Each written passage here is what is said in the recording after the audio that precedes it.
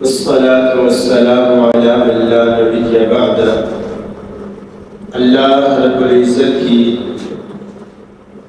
وسعت والی رحمت کے ساتھ اس کے تمام تر خوبصورت ناموں کے ذریعے جنہیں ہم جانتے ہیں جنہیں ہم نہیں جانتے، التجا ہے کہ اللہ رب العزت میرے سمیت آپ تمام مرد و خواتین کی حاضری کو اپنی رضا کے لیے خالصتاً قبول و منظور فرمائے۔ اور اللہ رب العزت جس طرح ہم اللہ کے گھر میں جمع ہے، کل قیامت کے دن ہمیں رسول اللہ صلی اللہ علیہ وسلم کے حوض پر جمع فرمائے اور نبی علیہ السلام کے مبارک ہاتھوں سے حوض کوثر کا جام نصیب فرمائے۔ اللہ رب العزت اپنی وسعت والی رحمت کے ساتھ میرے سمیت آپ تمام مرد و خواتین کو کل قیامت کے دن بغیر حساب اپنی جنت کا مہمان بنائے اور نبی علیہ السلام کا ساتھ نصیب فرمائے۔ سامعین محترم، اس بات میں کوئی شک و شبہ نہیں ہے، دوسری رائے نہیں ہے کہ اللہ رب العزت کے حکم کے بغیر ایک پتا بھی نہیں ہل سکتا، اور اس کی توفیق نہ ہو تو انسان ایک قدم بھی نہیں اٹھا سکتا، چلتی زبان بھی رک جاتی ہے۔ حالانکہ اتنی توقع نہیں تھی جس صورت میں میں آواز میں آیا تھا، لیکن اللہ تعالیٰ نے بڑا احسان اور فضل کیا۔ تو اللہ سے دعا ہے کہ جس طرح اللہ رب العزت آپ احباب کی محبتوں سے اتنا فضل فرما رہے ہیں، اللہ ہمیں آخرت میں بھی اپنے فضل سے کامیابی نصیب فرمائے۔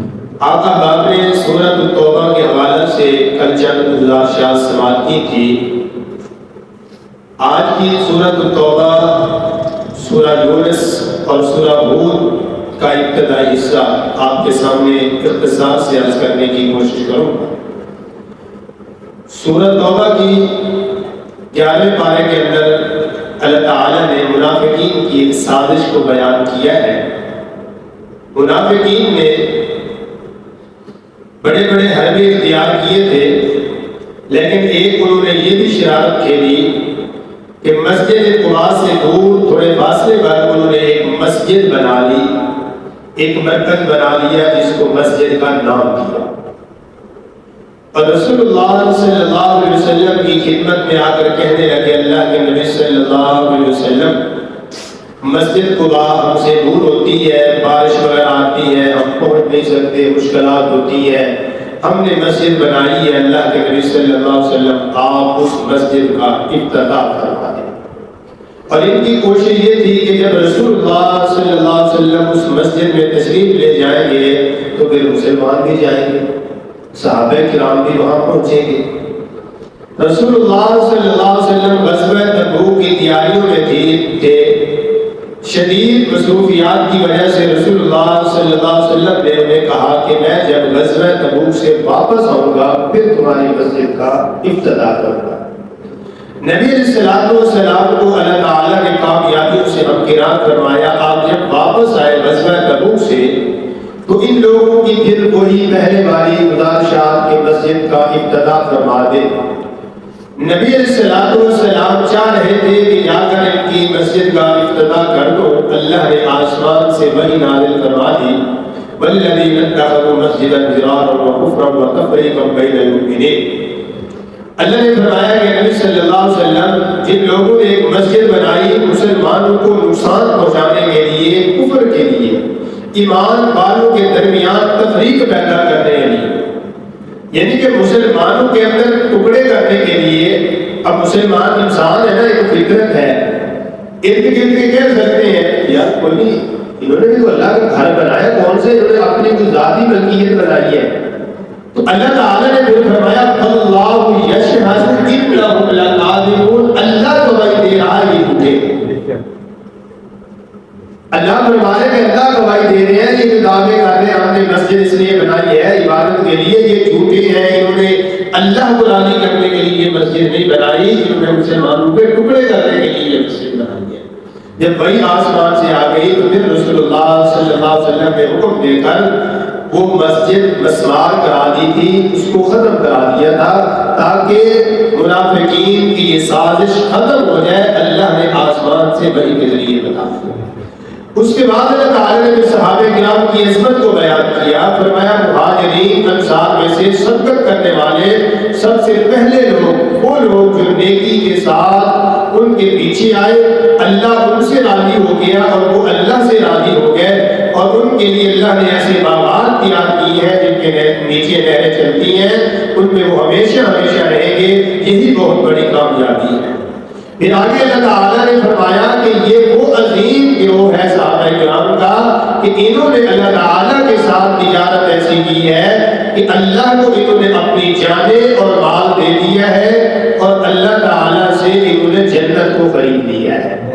یعنی کہ ان کا اتنا بڑا شرط بن گیا کہ وہ مال، متاع، جان سب کچھ انہوں نے کہا اللہ یہ آپ کی ہے، ہمارا آپ کا سودا یہ ہے، دنیا میں یہ سارا ہم نے آپ کے لیے وقف کر دیا، آخرت میں آپ ہمیں اپنی جنت کا مہمان بنا لیں۔ پھر اللہ نے ان کی عظمت کو بیان کر دیا، فرمایا ان کی یہ خوبیاں ہیں کہ یہ اللہ تعالیٰ کے لیے، اللہ کی رضا کے لیے دشمن کا مقابلہ کرتے ہیں، قتل کرتے بھی ہیں، قتل ہو بھی جاتے ہیں، اور اللہ فرماتے ہیں ان سے جو ہم نے وعدہ کیا ہے نا وہ وعدہ تورات کے اندر بھی ہے، انجیل کے اندر بھی ہے، قرآن کے اندر بھی ہے، اور ان سے کیا ہوا وعدہ اللہ نے پورا کرنا ہے، اور یہی ان کے لیے بہت بڑی کامیابی ہے۔ یہ اعزاز اور عظمت اللہ نے صحابہ کرام کی بیان کی۔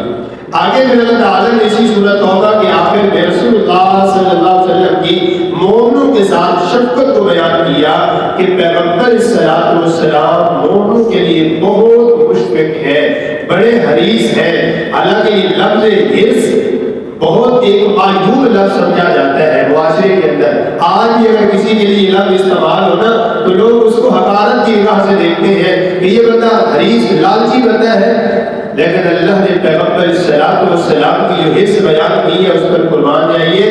اللہ فرماتے ہیں حریص علیکم بالمؤمنین، پیغمبر مومنوں کے لیے بڑا حریص ہے۔ پیغمبر کی طلب ہے کہ کوئی بھی بندہ جہنم کے اندر نہ جائے، بلکہ جنت کا مہمان کرتا ہے۔ یعنی کہ نبی علیہ السلام کو ان سے اور کوئی مفاد نہیں ہے، صرف ایک ہی حرص اور تمنا ہے کہ یہ لوگ جہنم کی آگ سے بچ جائیں۔ اور نبی علیہ السلام نے فرمایا بھی تھا، فرمایا لوگوں میں تو تمہیں پکڑ پکڑ کر جہنم کی آگ سے پیچھے ہٹاتا ہوں، لیکن تم میرے سے چھڑا کر جہنم کی آگ کے اندر کود رہے ہو۔ میری طرف یہ ہے کہ تم بچ جاؤ، اور تمہاری کوشش یہ ہے کہ جہنم کے اندر چلے جاؤ۔ اللہ ہم سب کو جہنم سے محفوظ فرمائے اور نبی علیہ السلام کی اطاعت و اتباع نصیب فرمائے۔ اس سورت کی آخری آیت میں اللہ تعالیٰ نے بڑی ہی خوبصورت بات پیغمبر کو بھی سمجھائی اور مومنوں کو بھی سمجھائی، اور اس سب کے لیے بڑا اعزاز ہے۔ فرمایا فَإِن تَوَلَّوْا فَقُلْ حَسْبِيَ اللَّهُ، اے نبی صلی اللہ علیہ وسلم ان سے فرما دیجئے اگر تم اپنی چالوں سے باز نہیں آؤ گے تو حسبی اللہ، میرے لیے میرا اللہ کافی ہے۔ جب اللہ کافی ہونے پر آئے تو ساری دنیا بھی مل جائے تو ایک بال بھی ٹیڑھا نہیں کر سکتے۔ اصل میں ہم یہ جملہ کہہ لیتے ہیں، لیکن جب اس پہ یقین پختہ ہوتا جائے گا نا تو لذت تب آئے گی۔ ابراہیم علیہ السلام نے سب سے پہلے یہ الفاظ کہے تھے حسبی اللہ، کہ میرے لیے میرا اللہ کافی ہے۔ اللہ کی طرف سے فرشتہ آ گیا، اللہ کے نبی اجازت دو پہاڑ اٹھا دیتا ہوں، اللہ کے نبی اجازت دو بارش برسوا دیتا ہوں، فرمایا نہیں۔ کہا ابراہیم خلیل اللہ یہ آگ اتنی بڑی، فرمایا جس کی توحید کے لیے میں آواز اٹھا رہا ہوں بہتر جانتا ہے کہ میں تمہارا سہارا لینا چاہتا ہوں یا نہیں۔ تو اللہ تعالیٰ نے بھی اعزاز بھی اس طرح کا دیا تھا۔ تو یہ حسبی اللہ انسان جب دل و جان سے یقین سے کہتے ہیں نا ساری دنیا مل جائے پھر اس کا کوئی نقصان نہیں کر سکتے۔ ماجی حاجرہ علیہ السلام کو دیکھ لو، بے آباد کوئی چیز نہیں ہے، نہ وہاں کوئی پرندے موجود ہیں، نہ کوئی انسان موجود ہے، نہ کوئی حیوان موجود ہے۔ ایک چھوٹا سا خشک کھجور کا تنا کھڑا ہوا اس کے نیچے بٹھا کر آئے تو سوال کیا ابراہیم خلیل اللہ قصور خاموش ہے، جب اشارہ کیا آسمان کی طرف تمہاری حاجرہ علیہ السلام کے لیے خوبصورت الفاظ تھے، ابراہیم خلیل اللہ آپ جائیے، جس اللہ کے حکم پر چھوڑ کر جا رہے تو رب ہمیں ضائع نہیں کر سکتا۔ پھر اللہ نے ضائع کیا، یعنی کہ انسان کا کچھ یقین بھی اس کے اندر ہوتا ہے، انسان کا اعتماد بھی ہوتا ہے جتنا رب کے ساتھ زیادہ یقین بڑھ جائے گا، امید بڑھ جائے گی، رحمت اتنی بڑھے گی۔ تو اس سورت کا اختتام کرتے ہوئے اللہ تعالیٰ نے یہی بات سمجھائی ہے کہ ان کی پریشانی نہیں لگی آپ نے، ان کی جو چالیں ہیں نا ان سے آپ نے اپنے آپ کو مایوس نہیں کرنا، اپنی ہمت نہیں ہارنی، آپ نے اپنی ہمت کو بلند کرنا، حوصلے کو بلند کرنا، رب العالمین کی رحمتیں ضرور آئے گی۔ میری یہ دیکھیں کہ منافقین نے حد کر دی، کفار نے بھی ظلم کی حد کر دی، لیکن اللہ کے پیغمبر صلی اللہ علیہ وسلم نے اپنے رب کے ساتھ اپنے تعلق کو دوست، اللہ ہمیں بھی ایسا تعلق نصیب فرما دے۔ آگے سورہ یونس کا آغاز ہوتا ہے، یہ سورت بھی مکہ مکرمہ میں رسول اللہ صلی اللہ علیہ وسلم کے اوپر نازل ہوئی۔ اس سورت کے اندر اللہ تعالیٰ نے مشرکین مکہ کے کردار کا ذکر کیا ہے، ان کے عقائد کا اللہ نے سورت کے اندر رد کیا ہے، خصوصاً ان کا جو عقیدہ پیغمبر کی رسالت کا انکار، آخرت کے دن کا انکار، اللہ تعالیٰ کی توحید کے حوالہ سے انکار، ان کے تمام تر مطالبات اور اعتراضات کے جواب اللہ تعالیٰ نے اس سورہ یونس کے اندر دیے ہیں۔ سورہ توبہ کے اندر اللہ تعالیٰ نے ہتھیار کے ذریعے جہاد کرنے کا حکم دیا ہے، سورہ یونس کے اندر اللہ تعالیٰ نے کفار سے علمی دلالت کے ساتھ زبانی گفتگو کرنے کا حکم دیا ہے کہ اب ان کے ساتھ دلائل سے گفتگو کیجیے اور انہیں کہیے کیا تمہیں یہ بات عجیب لگ رہی ہے کہ اللہ نے ایک انسان کے اوپر وحی نازل فرمائی ہے؟ میں اور آپ تھوڑا سا اپنے مشاہدہ کریں، ارد گرد نظریں دوڑائیں، مشرکین مکہ ایمان کی دولت سے محروم رہے تو کہتے تھے اکان للناس عجبا ان اوحینا الی رجل منهم، عجیب بات ہے کہ ایک انسان کے اوپر وحی آ گئی ہے۔ تو ہمارا معاشرہ کہتا ہے کہ جس کے اوپر وحی آئی ہے وہ انسان ہی نہیں رہا، وہ انسان ہو ہی نہیں سکتا۔ یہ نہیں کہ سوچ پھر وہی کھڑی ہے جو مشرکین مکہ نے دی تھی، انہوں نے انسان تسلیم کر کے رسالت بھی تسلیم کی، ہمارے معاشرے نے رسالت تسلیم کر کے انسانیت تسلیم کی۔ اللہ نے ہمیں باقاعدہ کیا ہے کہ پیغمبر کی ذات کو بھی تسلیم کرنا، رسالت کو بھی تسلیم کرنا پھر تمہاری کامیابی ہے۔ پھر آگے اللہ تعالیٰ نے اپنا تعارف فرمایا بے شک تمہارا رب وہ ہے جس نے آسمانوں کو زمین کو 6 دنوں میں پیدا کیا، پھر عرش کے اوپر مستوی ہوا، ہر کام کی تدبیر کرتا ہے، کوئی سفارش کرنے والا مگر اس کی اجازت کے بغیر کوئی سفارش نہیں کر سکتا، اللہ ہی تمہارا رب ہے، اس کے سوا کوئی عبادت کے لائق نہیں، تم نصیحت حاصل کرو۔ یعنی کہ اللہ تعالیٰ نے اپنا تعارف کرانے کے بعد پھر انسان کو سمجھایا کہ یہ مشرکین جو لوگ ہیں ان کے تمام تر عقائد کا آپ نے رد کرنا ہے۔ پھر اللہ نے قرآن کی عظمت اور حیثیت یہاں پہ بیان کر دی، فرمایا لوگوں میں نے تو قرآن کو تمہارے لیے شفا بنایا ہے، یہ تمہارے سینوں کے لیے شفا ہے، تمہاری بیماریوں کے لیے یہ علاج ہے، تو اس سے ہر طرح کا علاج لے سکتے ہو۔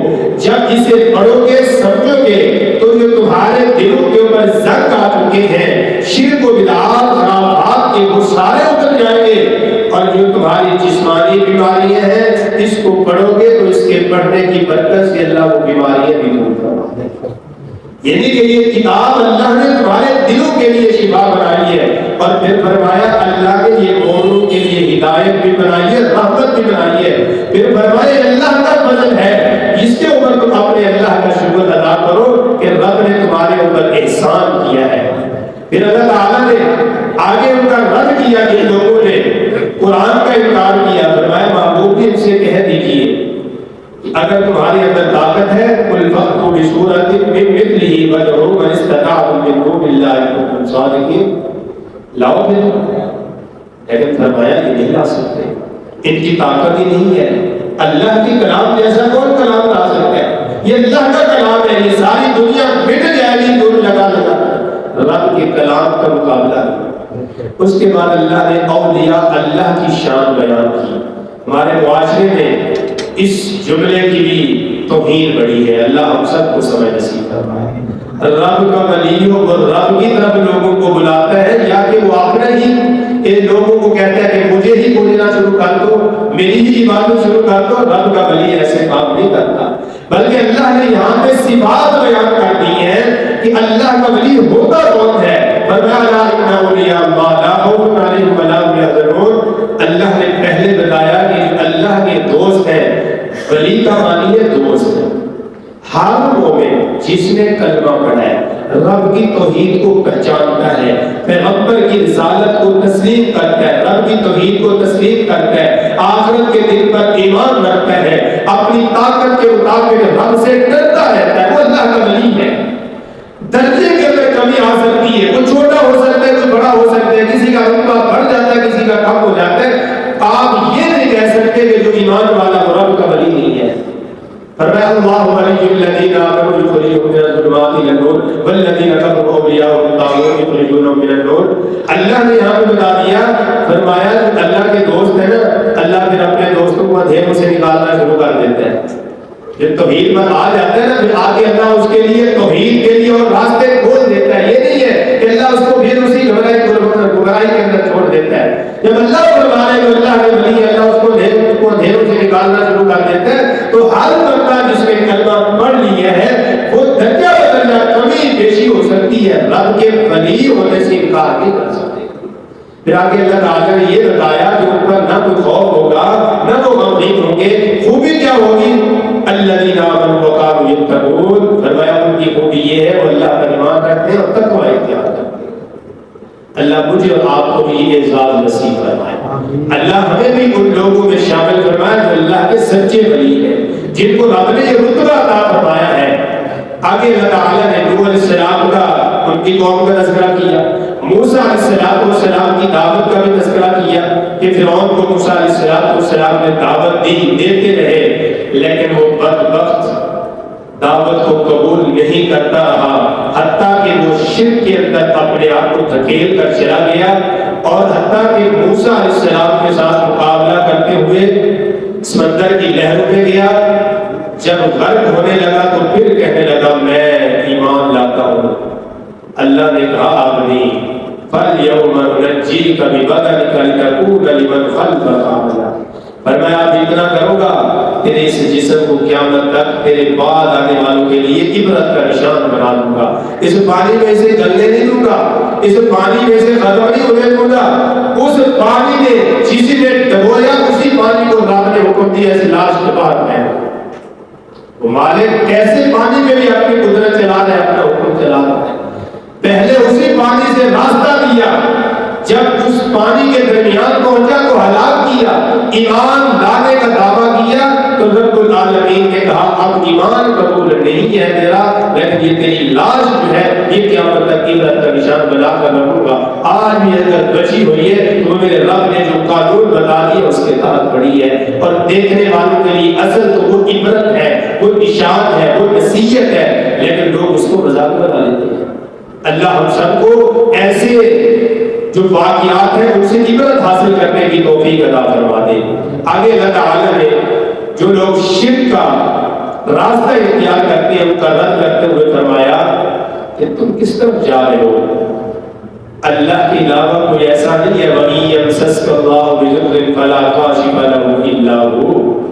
رب اگر تمہیں دنیا کی مشکلات کے اندر گھیر دے تو کسی کی طاقت نہیں ہے تمہارے لیے مشکلات کے دروازے ختم کر دیں. آسانیوں کے دروازے رب کے علاوہ تمہارے لیے کوئی نہیں کھول سکتا. تم کس طرف جا رہے ہو؟ فرمایا تمہارا رب تمہارے لیے بڑا غفور رحیم ہے. اس رب کا دروازہ نہ چھوڑو، چھوڑ دو گے تو ہلاکت تمہارے لیے ہے، تم کامیابی حاصل نہیں کر سکتے. اسی میں تمہارے لیے خسارہ ہوگا اگر تم نے یہ راستہ اختیار کیا. پھر آگے اللہ تعالیٰ نے اسی صورت کے اندر، سورۃ یونس کے اندر ہی قوم یونس کا تذکرہ فرمایا. اللہ فرماتے ہیں یہ واحد قوم ہے، ایک ہی ایسی قوم ہے جس قوم نے اپنے رب سے توبہ کر لی اور اجتماعی توبہ کی. فرمایا یہ ایک ایسی قوم ہے جس کے اوپر آئے عذاب اللہ نے ٹال دیے. آج ہم بھی کہتے ہیں کہ قوم تو معافی بڑی مانگتی ہے.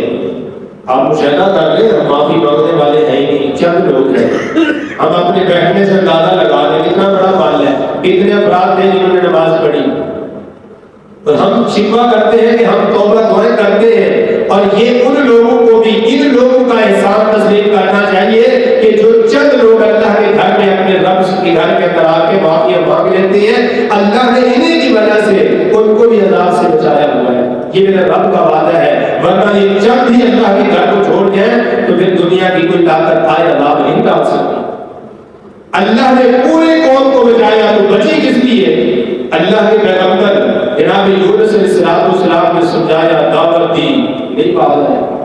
ان کو 3 دن کا ٹائم دے دیا، فرمایا دیکھو اللہ کی طرف سے عذاب آ جائے گا، باز آ جاؤ، نہیں آئے۔ اللہ کے نبی تھے، انسان تھے، آخر وہ بھی۔ آج ہم ذرا غور کریں، ہماری برداشت جواب دے جاتی ہے تو پیغمبروں نے کتنا کچھ برداشت کیا دعوت دیتے ہوئے۔ جب بگانے تو بگانے، آپ نے بھی مخالفتیں کی، اور یہاں پہ اور کچھ نہ بس چلے گا، پھر ماں کو بدنام کرتے ہیں، ماں کی تربیت پر انگلی کھڑی کرتے ہیں۔ دیکھا ہے تربیت اچھی کرتے تو بچے ایسے ہو جاتے ہیں۔ وہ کس کی ماں چاہتی ہے؟ اللہ کے بندوں، انصاف سے درمیان اور آپ دیکھیں، کسی کی ماں چاہتی ہے میری اولاد بری ہو جائے، کوئی باپ چاہتے ہیں میرا بیٹا برا ہو جائے، وہ کوئی نہیں چاہتا۔ اور ایک بات یہاں پہ آج میں آپ کو یہ عرض کر دوں، ان باتوں کو نا سوچ سمجھ کے ادا کرنا چاہیے۔ جب آپ اس بحث میں جائیں گے تو آپ کی پتہ ہے بحث کہاں تک جاتی ہے۔ نوح علیہ السلام اللہ کے نبی تھے، کیا ان کی تربیت میں کون سی کمی رہ گئی؟ بچاؤ اپنا ایمان کہاں بچ جائے۔ انہوں نے محنت نہیں کی، 950 سال تک محنت کی ہے، لیکن نہیں آخر لگا بیٹا، اب بتاؤ باپ کا قصور تھا۔ تو ہمیشہ جملہ سوچ سمجھ کے ادا کرنا چاہیے۔ آپ کو کیا پتا کہ اس ماں کے دل میں کیا گزرتی ہوگی جب آپ یہ جملہ کہتے ہیں۔ اللہ نے فرمایا کہ وہ پوری قوم پھر اکٹھی ہو گئی، پھر آج تو اللہ کے نبی کو نہیں ملے، کہا اب آخری حل میدان میں اکٹھے ہو جاؤ، رب کے سامنے سجدہ ریز ہو جاؤ۔ مفسرین نے لکھا چھوٹا بڑا مرد عورت کوئی بھی گھر کے میں نہیں رہا، سب میدان میں آ کے رب کے سامنے سجدہ ریز ہو گئے۔ اللہ معافی دے دے، آج ہمیں احساس ہو رہا ہے رب نے کیسے معافی دی۔ ہم معافی مانگتے نہیں ہیں، ہماری قوم نہیں معافی مانگ رہی۔ جس دن اکٹھی ہو کے ساری رب کے سامنے روئے گی، اپنے حالات رب کے سامنے عرض کرے گی، دنیا کی کوئی طاقت نہیں روک سکتی۔ اللہ تعالی ہم سب کو دنیا کی آخرت کی تمام بھلائی نصیب فرمائے۔ آگے سورت ہود شروع ہوتی ہے۔ اللہ تعالی نے اس سورت کے اندر بھی مختلف انبیاء علیہ السلام کا ذکر کیا، اور یہ اتنی پرتاثیر سورت ہے، اس کو آپ کبھی ترجمے کے ساتھ بیٹھ کے پڑھیں، بار بار پڑھیں، پھر اس کا اثر نظر آئے گا۔ سیدنا ابو بکر صدیق رضی اللہ عنہ فرماتے ہیں، میں نے رسول اللہ صلی اللہ علیہ وسلم کی خدمت میں عرض کی کہ اللہ کے رسول صلی اللہ علیہ وسلم آپ دن بدن کمزور ہو رہے ہیں، آپ کی بڑی تیزی کے ساتھ بڑھاپے کی طرف بڑھ رہے ہیں۔ اللہ کے نبی صلی اللہ علیہ وسلم کیا وجہ ہے، کون سی ایسی پریشانی ہے؟ دکھ مسائل تو مکے میں بہت زیادہ تھے، اب تو اللہ نے اسلام کی سربلندی دے دی، آپ کو اللہ نے اپنے ساتھی میں دے دی، اب آپ کے اوپر اتنا بڑھاپے کا اثر۔ نبی علیہ السلام نے فرمایا ابو بکر سورت ہود، سورت واقعہ، سورت مرسلات، سورت نبا جسے ہم تساءلون کہتے ہیں، اور سورت اذا الشمس کورت، فرمایا ابو بکر ان سورتوں نے مجھے بوڑھا کر دیا۔ لیکن سورتوں کے اندر اتنی تاثیر موجود ہے، اتنے بڑے واقعات موجود ہیں جو انسان کے جسم کے روحوں کو کھڑا کرتے ہیں، انسان کو آخرت کی فکر کی طرف دھکیلتے ہیں۔ جب آپ انسان پہ فکر زیادہ ہو جائے تو پھر انسان کو بوڑھا ہونا شروع ہو جاتا ہے۔ تو اللہ تعالیٰ سے دعا ہے کہ اللہ ہمیں آخرت میں بھی کامیابی نصیب فرمائے۔ پھر اس میں اللہ تعالیٰ نے بڑی اہم بات سمجھا دی، فرمایا زمین میں کوئی بھی چلنے والی جاندار چیز ہے، ان تمام کا رازق اللہ ہے، ان کے عارضی ٹھکانوں کو بھی جانتا ہے، ان کے مستقل ٹھکانوں کو بھی جانتا ہے، اور ان کو جہاں جہاں وہ ہے وہاں وہاں ان کا رزق و مالک ان کو پہنچا۔ پھر آگے اللہ تعالیٰ نے تنگ دستی اور خوشی کی حالت میں مومن کا کردار بیان کیا، فرمایا الا الذین صبروا وعملوا الصالحات، وہ صبر سے اور اعمال صالح کے ساتھ اپنے رب کے بندگی کرتے ہیں، اور اللہ انعام کیا دیں گے، لہم مغفرۃ واجر کبیر، فرمایا اللہ ان کو معاف بھی فرما دے گا اور اجر کبیر بھی عطا فرمائے گا۔ پھر اللہ تعالیٰ نے نوح علیہ السلام کے اس واقعے کو بیان کیا کہ انہوں نے کشتی تیار کی اللہ کے حکم سے، 950 سال تبلیغ کرنے کے بعد پھر جب تھک گئے کہا اللہ میری بس، انسان تھے نا، کہتے ہیں ربی انی مغلوب فانتصر، اللہ اب میری بس ہوگی، یہ میری مدد فرما دے۔ اور یہ جو دعا ہے نا، آپ اگر ایسی پریشانی میں ہیں، آپ کو راستہ نظر نہیں آتا اور دشمن بھی آپ کے اوپر کبھی ہے، بڑا طاقتور ہے، اس کو پیسے کا بھی مان ہے، اس کو دوستوں کا بھی مان ہے، وہ آپ کے اوپر ہے بھی ہوا ہے، آپ اپنی تنہائی میں بیٹھ کے نا بس یہ دعا پڑھتے رہا کریں، پھر دیکھنا میرا رب رحمت کیسے کرتا ہے۔ اس کا سادہ معنی میں نے آپ کو سمجھا دیا، ربی انی مغلوب فانتصر، اللہ اب میری بات ہوگی، میں ان کا مقابلہ کرنے کی طاقت نہیں رکھتا، میرے پاس کوئی اختیار نہیں ہے، اللہ میرے ہاتھ کھڑے ہیں، میرے مال کا میرے آپ ہی مدد فرما دیں، اللہ آپ ہی میرا اس کے مقابلے میں آپ ہی میری مدد فرمائے، اللہ آپ اس سے مقابلہ کریں، میں بس ہو گیا، میں پیچھے ہٹ گیا ہوں، اللہ اس کو میں نے آپ کے سپرد کر دی ہے۔ کیا خیال ہے دنیا کی طاقت پھر بچا لے گی اس کو؟ اللہ نے پھر حکم دیا، کشتی بنائی اللہ کے پیغمبر نے، اللہ کا حکم آ گیا، ہر ایک چیز کا جملہ رکھ دیا، اللہ نے کہا مشرک کو نپٹنے دے۔ بیٹے کو آواز دی، بیٹا داخل باپ تھا، تکلیف تو ہوتی تھی، کہا آجا بیٹے، بیٹے نے کہا بابا جی میں تو پہاڑ پہ چڑھ جاؤں گا، فرمایا بیٹا آج اللہ کے حکم کے بغیر کوئی نہیں بچا سکتا، لیکن نہیں مانا، پیغمبر تھے، پھر باپ بھی تھے، باپ کے جذبات اولاد کے بارے میں سارے جانتے ہو، جن کو اللہ نے اولاد دی ہے وہ سمجھتے ہیں کہ باپ کا مقام کیا ہوتا ہے، جب باپ کو پتہ ہے اولاد کا دکھ کیا ہوتا ہے، بچے تو نہیں سمجھتے نا کہ باپ کو ہماری کتنی تکلیف ہوتی ہے، کتنی فکر ہوتی ہے، کتنی پریشانی ہوتی ہے، کیونکہ ان کا ماحول ہی ایسا ہوتا ہے۔ پھر باپ تھا، دل کے اندر جذبہ اٹھائے کہ اللہ میرا ہی بیٹا ہے، میرے رب کی قدرت پہ قربان جائیں۔ اللہ نے فرمایا نہیں میرے پیغمبر، ربی انی اسألک، ربی انی اعوذ بک ان اسألک ما لیس لی بہ علم، اس کا میرے سے سوال نہ کرنا جس کا آپ کو علم نہیں ہے۔ رب کے پیغمبر تھے، پھر رب کے سامنے ہاتھ جوڑ دیے، وَإِلَّا تَغْفِرْ لِي وَتَرْحَمْنِي أَكُن مِّنَ الْخَاسِرِينَ، اللہ مجھے معاف فرما دے، میرے اوپر اپنی رحمت فرما دے، آپ نے رحمت نہ کی تو میں خسارہ اٹھانے والوں میں سے ہو جاؤں گا۔